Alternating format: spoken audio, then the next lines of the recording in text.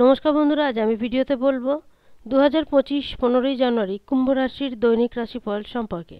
এই দিনটা কুম্ভ রাশির লোকেদের কেমন যাবে, এই দিনে গ্রহ নক্ষত্রের স্থিতি কিরূপ থাকবে, কি যোগ নির্মাণ হবে, কি প্রভাব পড়বে দৈনন্দিন জীবনের উপর, সে কথা বলবো। এছাড়া বলবো এই দিন স্বাস্থ্য ও আর্থিক স্থিতি, পারিবারিক জীবন, দাম্পত্য জীবন, কেরিয়ার, চাকরি ও ব্যবসা এই সমস্ত কিছুর উপর কি প্রভাব পড়বে সে কথাও বিস্তারে বলবো এই ভিডিওতে। রাশি যদি কুম্ভ হয় তাহলে অবশ্যই ভিডিওটি শেষ পর্যন্ত দেখুন। প্রথম বলবো এই দিনে গ্রহ নক্ষত্রের স্থিতি কিরূপ থাকবে। 15ই জানুয়ারি বুধবার, এই দিন পুষ্যা নক্ষত্র থাকবে কৃষ্ণপক্ষের দ্বিতীয়া তিথি, তবে সকাল 10টা বেজে 50 মিনিট পর্যন্ত থাকবে পুষ্যা নক্ষত্র। তারপর শুরু হবে আশ্লেষা নক্ষত্র। সূর্যদেব প্রবেশ করেছে মকর রাশিতে, সূর্য মকর রাশিতে থাকবে। যখনই পুষ্যা নক্ষত্র লাগে তখনই চন্দ্রমা তার নিজ রাশি কর্কট রাশিতেই থাকে। মঙ্গলদেব থাকবে কর্কট রাশিতে, বুধ থাকবে ধনু রাশি, গুরু থাকবে বৃষভ রাশিতে, শুক্রদেবও থাকবে কুম্ভ রাশিতে এবং শনিদেবও থাকবে কুম্ভ রাশিতে। রাহু ও কেতু যে স্থানে রয়েছে যথার্থ সেই স্থানেই থাকবে। মোটামুটি এইরূপ থাকবে এই দিনে গ্রহ ও নক্ষত্রের স্থিতি। রাহুকাল শুরু হবে দুপুর 12টা থেকে এবং শেষ হবে দুপুর 1:30 নাগাদ।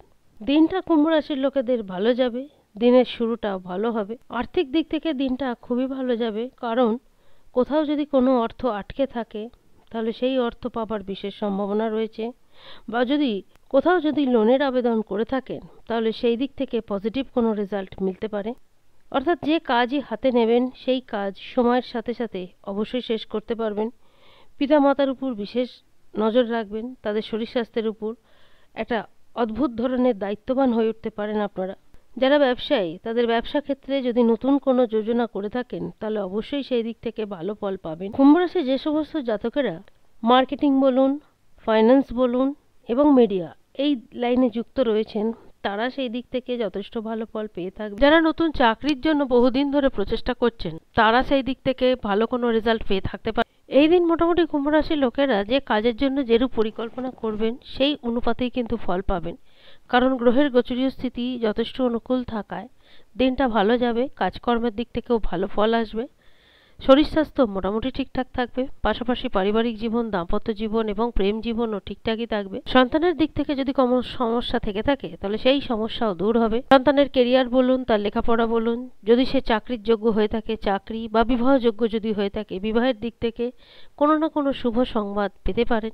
দ্বাদশভাবে সূর্যের গোচর হয়েছে, তাই অনাবশ্যক খরচের উপর একটু নিয়ন্ত্রণ টানতে হবে।